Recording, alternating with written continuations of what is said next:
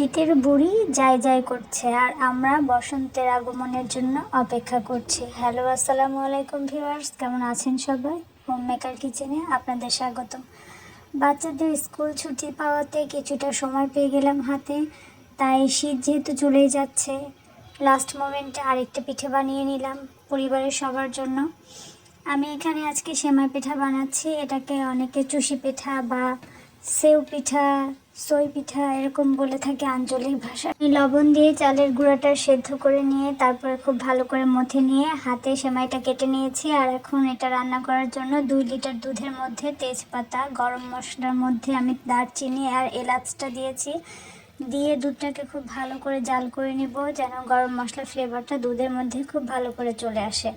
দুধটা গরম মশলা দিয়ে কিছুক্ষণ জাল করে নেওয়ার পরে আমি এর মধ্যে কিছুটা চিনি অ্যাড করেছি দুধটা মিষ্টি হওয়ার জন্য।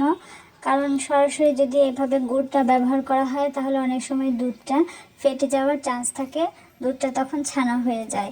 তো সেক্ষেত্রে প্রথমে একটু চিনি দিয়ে দুধটাকে মিষ্টি করে নিলে কিন্তু আর গুড়টা দেওয়ার পরে দুধটা এরকম ফেটে যাবে না, পিঠাটাও অনেক সুন্দর হবে। আমি গুড়টা ছোট ছোট করে ভেঙে নিয়ে দুধের মধ্যে দিয়ে দিলাম, আর গুড়টা গলে আসা পর্যন্ত আমি দুধটাকে জাল করে নেব।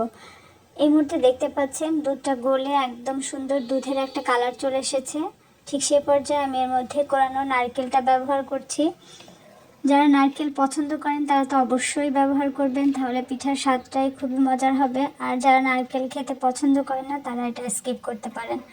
এভাবে নারকেল দেওয়ার পরে দুধটা যখন একদম ফুটে যাবে তখন এখানে সেমাই পিঠাগুলো খুব অল্প পরিমাণে দিতে হবে। একবারে যদি সবগুলো পিঠে দিয়ে দেওয়া হয় তাহলে দেখা যাবে মাঝখানে দলা বেঁধে যাবে, পিঠাগুলো একটার সঙ্গে একটা লেগে যাবে।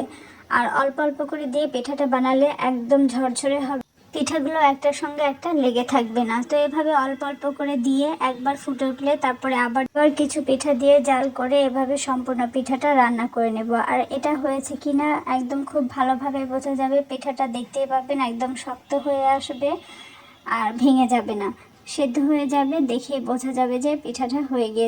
সেমাই পিঠাটা একটু বেশি রস থাকতেই নামিয়ে নেবেন, কারণ ঠান্ডা হয়ে গেলে এটা কিন্তু আরও ঘন হয়ে আসে। তো যদি বেশি ঘন করে নামান তখন একদমই এটা কিন্তু আরও বেশি ঘন হয়ে যাবে, খেতে বেশি ভালো লাগবে না। তো এরকম একটু বেশি রসটা থাকতে নামিয়ে নিলে পিঠাটা খেতে কিন্তু খুবই সুন্দর হবে।